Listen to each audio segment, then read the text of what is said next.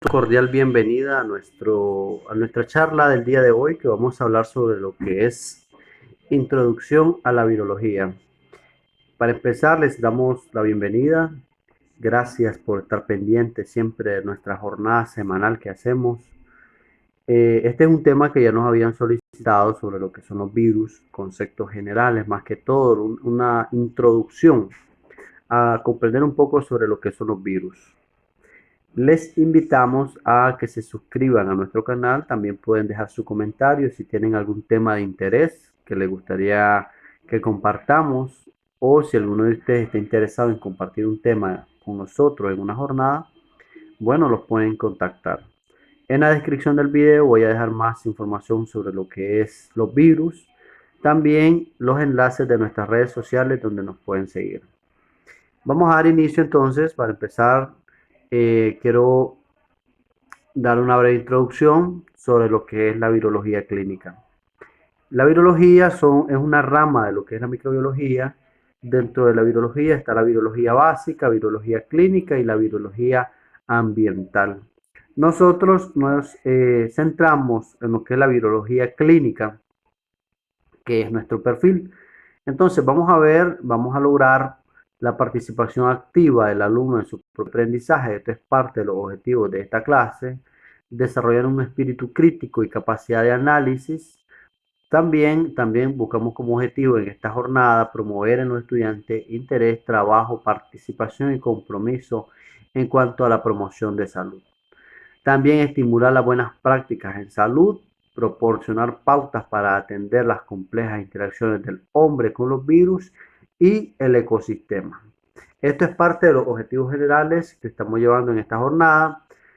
Vamos a dar inicio con lo que es la virología. Entonces, son las propiedades de los virus, simetría, composición química, clasificación, replicación de los virus.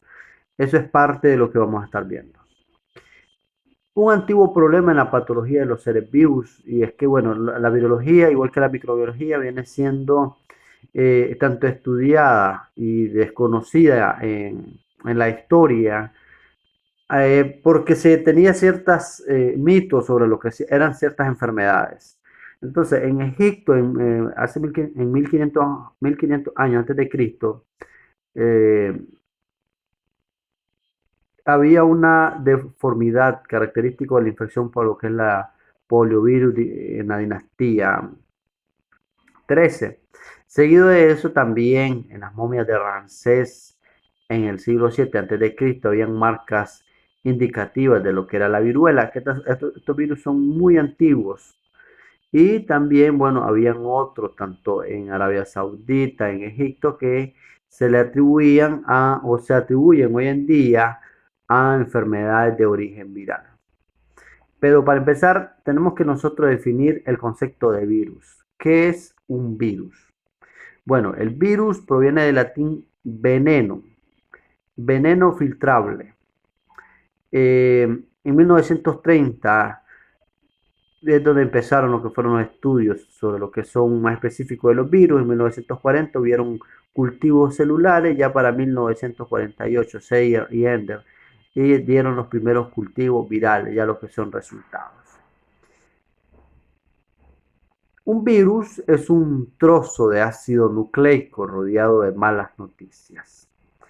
Eso fue parte de la presentación de Peter Modawar en el Premio Nobel de 1960. Los virus son bien complejos, tanto estudiarlos como poder comprenderlos, porque nosotros tenemos que tener o conocer ciertos conceptos, tanto de la biología como de la genética. Para poder comprender el funcionamiento de los virus, tenemos que entender lo que es la genética, cómo funcionan los ácidos nucleicos, la replicación, lo que es la biología de lo que es de la célula. Para nosotros vamos a poder comprender cómo es que ellos actúan. Si nosotros entendemos lo que es la parte de la replicación, lo que es el ADN, el ARN, vamos a poder entender con facilidad cómo es un proceso de infección de lo que es un virus. Los virus tienden a tener ciertas características, y una de ellas que lo hace complejo es el tamaño, que son de tamaños muy, muy pequeños, de 20 a 300 nanómetros. Se les conoce como parásitos genéticos intracelulares obligados. Tienen una estructura y complejos de replicación. No tienen sistema enzimático productores de energía. Es decir, son parásitos genéticos obligados. Necesitan de un huésped, de un receptor para poder ellos sobrevivir. Dentro de las características de los virus, eh, también se conoce que infectan diversos tipos celulares en organismos vivos, y que incluye incluso de bacterias, células vegetales y animales, que era lo que les decía anteriormente. Nosotros tenemos que conocer primero la biología tanto de la célula procariota como eucariota para conocer la forma de infección viral. Acá nosotros podemos ver una comparación de lo que es el tamaño. Tenemos una clamidia, una bacteria que tiene un tamaño de 300 nanómetros, son muy pequeñas. Y tenemos un poxivirus de 250 nanómetros y así sucesivamente van disminuyendo otros virus, como por ejemplo el herpes virus de 150 a 200 nanómetros, influenza virus de 80 a 120 nanómetros, son más pequeños, y picornavirus, o el virus de polio, que es de 22 a 30 nanómetros. Eso en comparación en la parte izquierda podemos ver lo que es una bacteria, lo que es un estafilococo aureus en comparación al tamaño, ¿verdad? Se puede observar de que el estafilococo es grande, es un tamaño muchísimo más grande que un virus, incluso que la misma clamidia. Ya hemos hablado sobre los estafilococos, que es otro tema muy interesante de salud pública, muy interesante en la microbiología. Entonces les voy a dejar en la descripción lo que es la clasificación de estafilococos y estreptococos dentro de lo que es el laboratorio, el procedimiento a seguir en lo que son los cultivos, los medios de cultivo, lo que son las pruebas bioquímicas, la identificación de los crecimientos de estas bacterias en las placas de agar. Es un tema muy diferente a lo que estamos viendo el día de hoy en cuanto a lo que son los virus. ¿Hay virus más grandes? Sí. Hoy en día existen nuevos retos, tanto la definición, origen y evolución de los virus. En el 2003 se conoció el mimivirus, un virus grande de 40 a 500 nanómetros. También está en el 2011 el megavirus, el pandovirus en el 2013 y el pitovirus en el 2014. Son nuevos descubrimientos nuevos que tienen de gran interés. Voy a dejar el link de una página que presenta estos tipos de artículos científicos donde ustedes podrán descubrir más sobre estos nuevos virus o de la complejidad, tanto lo que es el estudio de ellos, porque lo más complicado muchas veces es la investigación, que es bastante costosa y bueno, muchos países pues no cuentan con esas condiciones para crear estudios que sean directamente a lo que son los virus. Hay también lo que son los virófagos. Los virófagos que pertenecen a los mimivirus, tal que infecta a la Acanthamoeba poligaga, polifaga, y el virófago Sputnik. También está el piconavirus, que infecta algas de agua dulce y algas marinas, que son filamentosas de vida libre. Eh, ¿Son los virus los agentes más pequeños? No. Existen dentro de los virus lo que son los viroides. Los viroides solo son los que contienen ARN y son los que se transmiten enfermedades, sobre todo en las plantas. Y lo que es el prión, un término que lo vamos a escuchar bastante en biología, lo que son los priones, son proteínas autorreplicantes, no tienen envoltura ni cápside, no presentan ácido nucleico y son resistentes al calor, al ultravioleta, al formol, al glutaraldehído. Producen enfermedad lenta en el sistema nervioso central. Y también los priones también están asociados a encefalopatías espongiformes transmisibles, por ejemplo, en humanos el CURU, ataxia generativa endémica, enfermedad de Creutzfeldt-Jakob, que es la demencia presenil. También se asocia a trastornos de zoonosis como ganado bovino, como el escrapie, ganado bovino, enfermedad de la vaca loca, entre otros. Bien. Dentro de las generalidades de la virología, me gustaría que prestemos bastante atención sobre lo que es la estructura de los virus, que de esta manera nosotros vamos a poder comprender un poco más fácil lo que es la virología. Los virus tienden a tener tanto ADN o ARN en nucleótides, una capa proteica que se conoce como cápside, como la podemos ver que está enmarcada en la parte en color azul. Dentro de la cápside están los nucleótidos. También algunos virus tienen una capa lipoproteica que se le conoce como envoltura, esta de origen celular. Y por último, dentro de la estructura del virus están las glicoproteínas de origen viral que se conocen como espículas. Esto es muy importante, aprender a conocer la estructura de lo que son los virus de esta manera, porque de ahí nosotros vamos a empezar a estudiar lo que son tanto la replicación como la forma infectante, lo que son estas glicoproteínas, cuál es su actividad dentro de una infección. Acá nosotros podemos ver un virus desnudo con ácido nucleico más cápside. Y aquí vemos un virus envuelto con cápside y envoltura. Aquí podemos observar todas sus características, la envoltura, cápside, ácido nucleico y lo que son las espículas o peplomeros, que son las proteínas.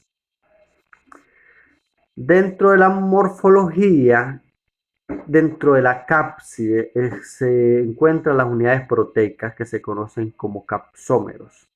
Y dentro de la cápside existen diferentes estructuras simétricas, de simetría, que podrían ser isosaédrica, helicoidal, compleja y binaria. Así como nosotros lo observamos en esta imagen. Simetría isosaédrica es cuando presentan 20 caras. Cuando presentan 12 se le vamos a llamar vértice, y de 30 que son las aristas, que es la última que podemos ver en la parte derecha. Y en la parte central podemos observar lo que es la simetría helicoidal, y en la parte superior está la simetría compleja, que está en la simetría binaria. Entonces vamos a empezar viendo lo que es la simetría isosaédrica, que esta está compuesta por un capsómero. Este capsómero tiene un pentámeros, de 5 protómeros que son vértices. También podrían ser hexámeros, que son 6 protómeros, que son aristas y caras. Aquí podemos ver una unidad estructural. Ya podría ser de 5 o de 6 protómeros.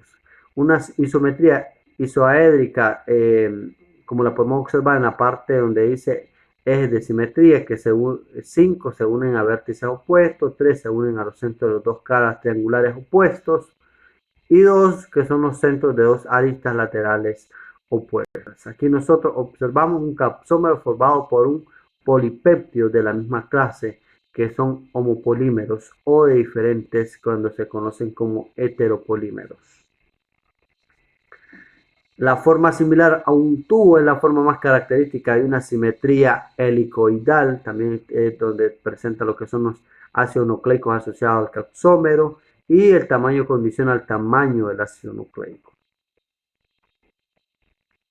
Aquí observamos un virus con una simetría helicoidal envuelto. Estas son imágenes con un microscopio electrónico de lo que es un influenzavirus.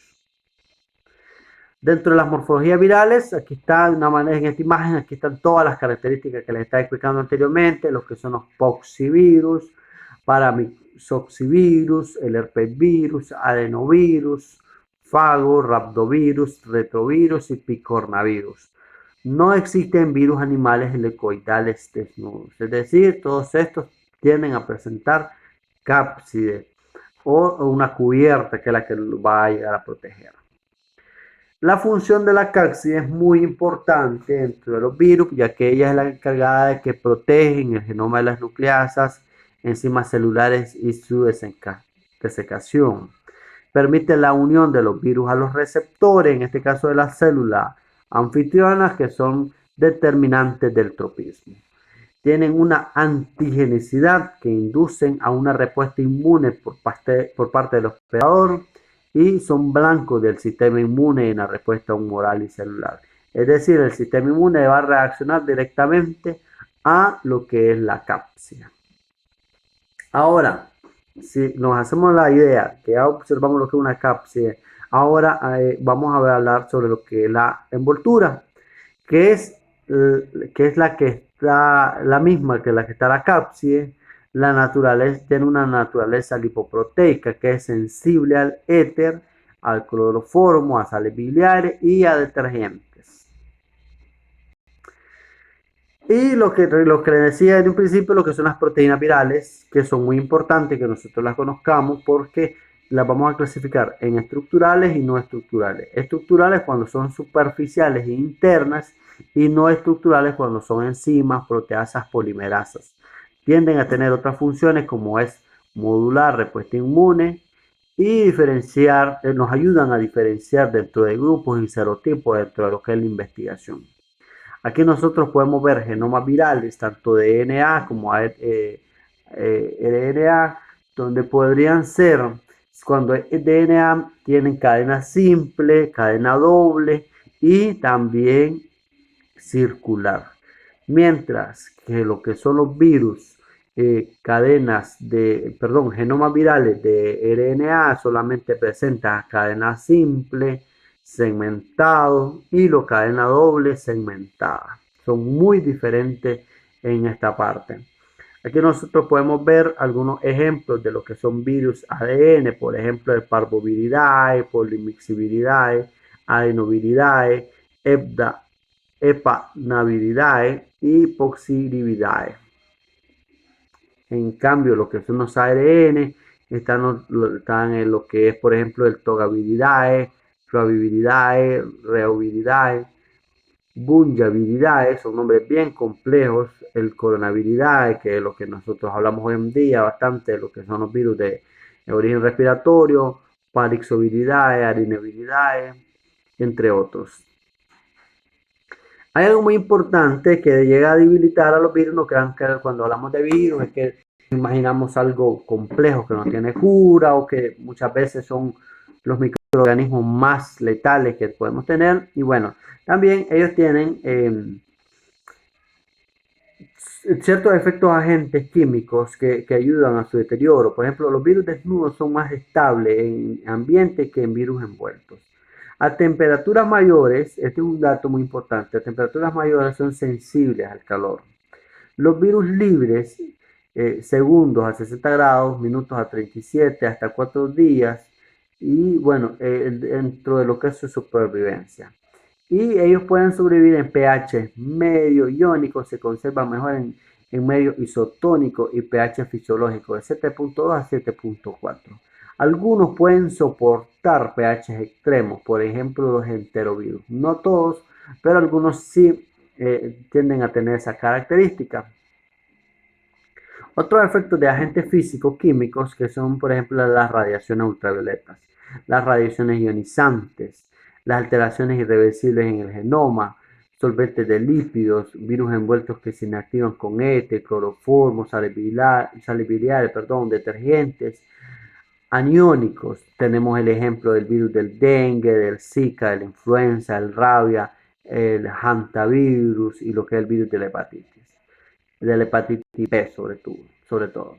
Los virus desnudos son más resistentes, por ejemplo, el virus productor de gastroenteritis, que son los rotavirus, enterovirus, adenovirus y lo que es el virus de la hepatitis A.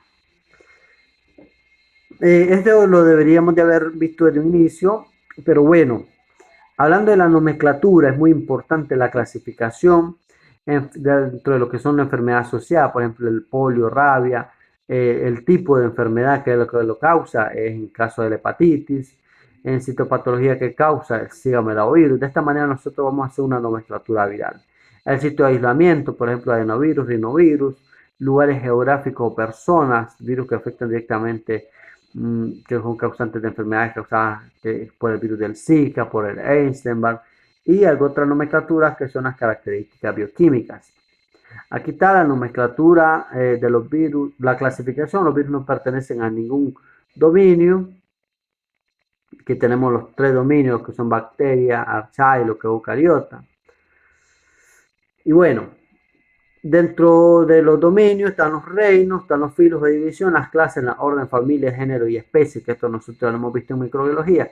En el caso de los virus, nosotros solo vamos a clasificar orden, familia, género y especie.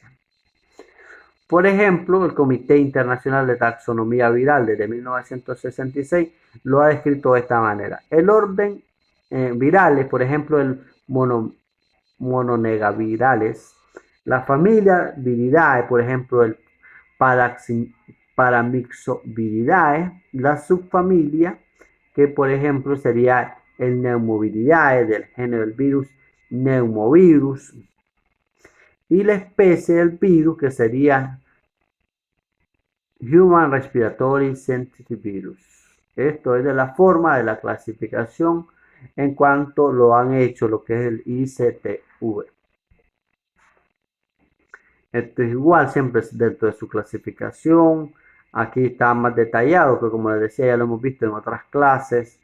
Está la clasificación. Estos son temas básicos. Y bueno, donde quiero llegar es a esta parte donde ya inicia lo que son las etapas de replicación viral.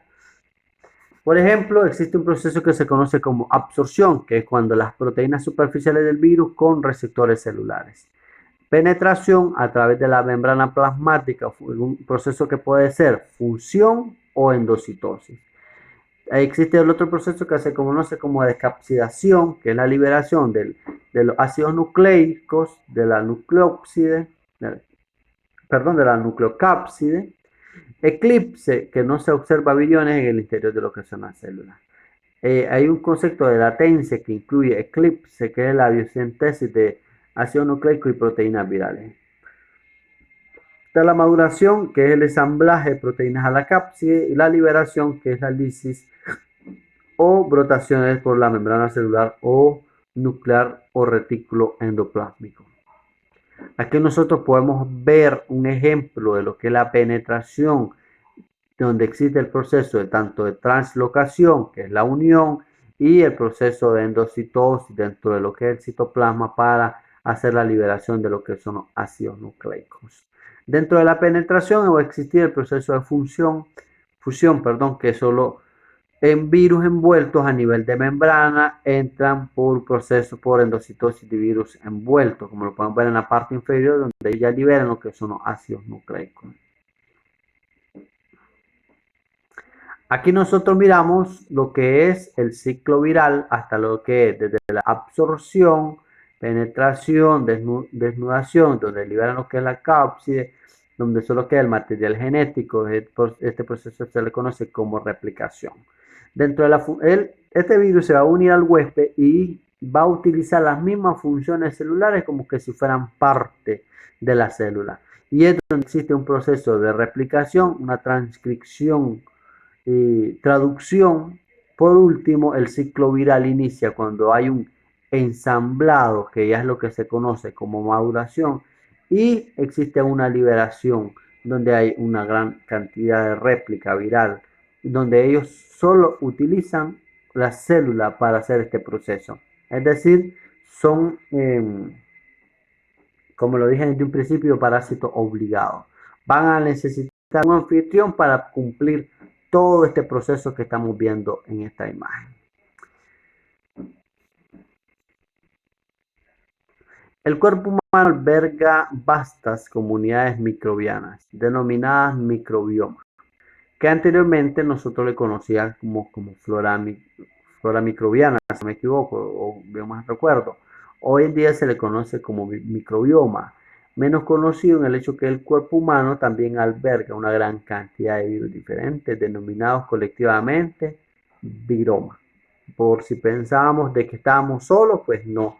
Dentro de nuestro cuerpo albergamos diferente cantidad de microorganismos. Y bueno, ya para terminar, ¿vivo o no vivo? Es una pregunta.